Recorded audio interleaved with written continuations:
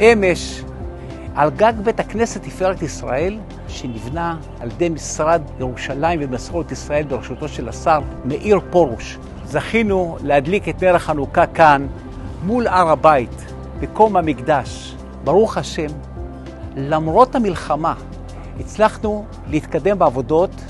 עבודות הגמר של בית הכנסת הן מאוד מאוד מורכבות. עבודות האבן, הריצוף, המסגרות. רק להכין את ספר השימור של בית הכנסת ארך למעלה משנתיים ימים. ואיסוף של תמונות.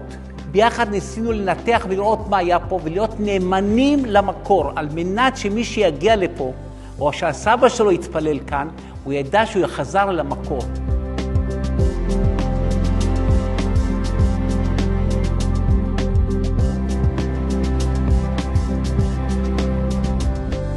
בעבודה הזאת פה, שלי כצייר, אני עובד בצמוד עם האדריכל של המבנה.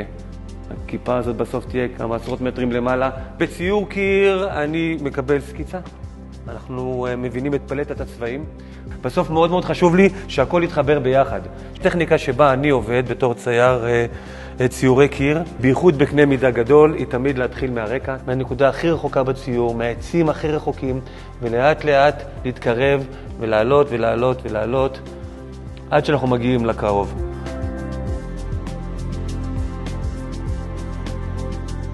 ההבנה, איפה אנחנו עובדים?